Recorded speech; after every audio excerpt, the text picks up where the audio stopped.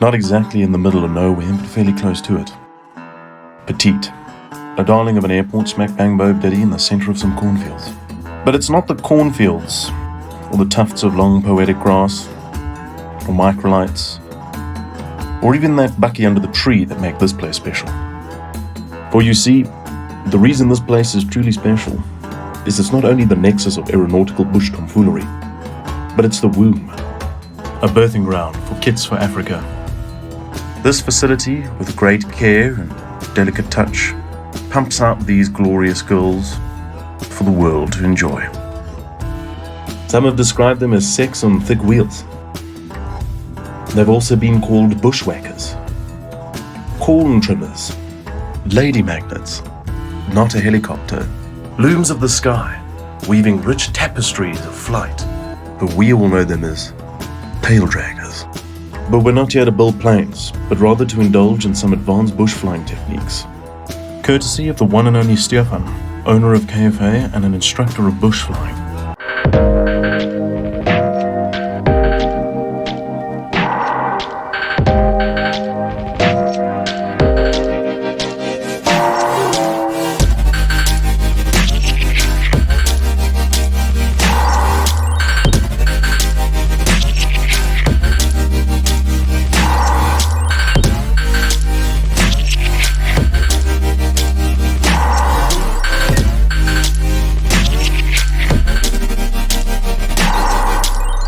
We're back to flying planes, albeit it's not my plane, but we're flying the training plane. So in South Africa, we're allowed to fly with an instructor. We're allowed to do flight training.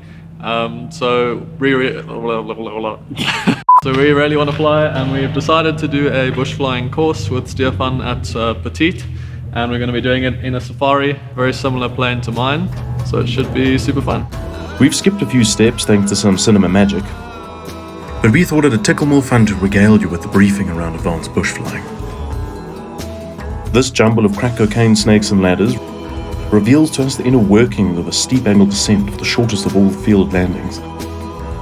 The magic descent rate, 450 foot per minute, and 8 knots off the STOL speed. It's going to be saucy and advanced. You'll have to forgive the muffled, kidnapped tones of our pilots. It's a pandemic, after all. Okay, so for takeoff, what we're going to do, we're going to line up, get everything nice and straight. We don't want to be fighting the aeroplane. Yep. So nice and straight, the normal stuff I see, done some of it on your videos. Yep. We're going to get the tail up. Yep. Now the tail comes up this plane a little bit easier with a bit of flap. So we're going to go 5 degrees of flap, okay, for the takeoff, just to help us. Once again, I find myself on the ground, shaking my proverbial fist at the CAA. Lockdown Level 3 Light, or S, or Advanced, or whatever the government's calling it nowadays, is causing a little bit of a fuss in my aeronautical heart.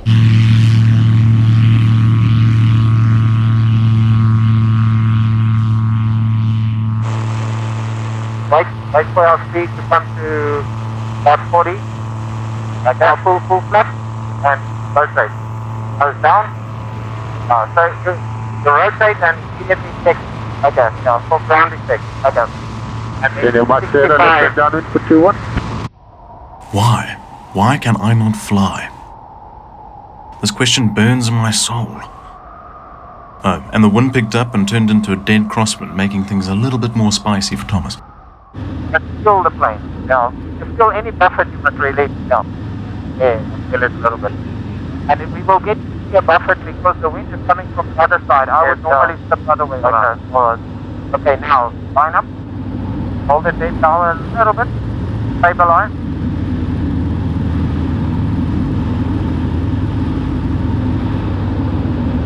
Okay, that's all good. Now straighten. Come to flat. Hold the stick back. There we go. Right, now go. The training continued successfully, but I could not shake this burning question as to why. Why can I sit in restaurants, play contact sports? Why can I get my hair did, but I cannot fly? Perhaps if we operated salons out of our planes or offered rugby lessons. could operate the blow dryer off the alternator. Or maybe it was just a regulatory nightmare that would rather deny us provincial travel with a blanket travel ban being the only answer. But despite all this, I knew I'd be flying soon, with a fancy haircut.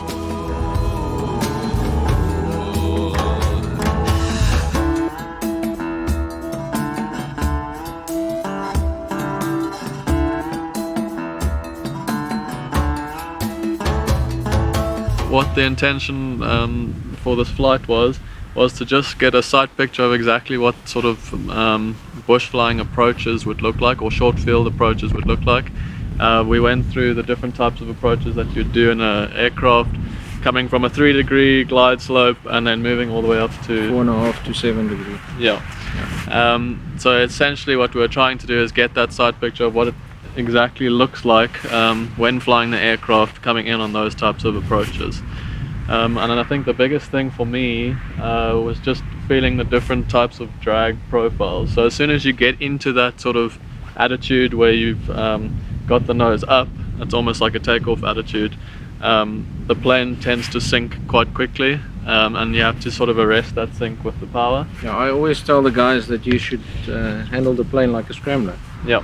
You know, when you feel that you need to go over a bump, you need to add a bit of power, Yeah. so you have to fly a little bit like an off-road. Yeah. So when you get behind the power curve, you add a bit of power and it just pulls you out, because the plane's power to weight ratio is very high, so Yes, yeah. we can outfly the angle of attack Yeah.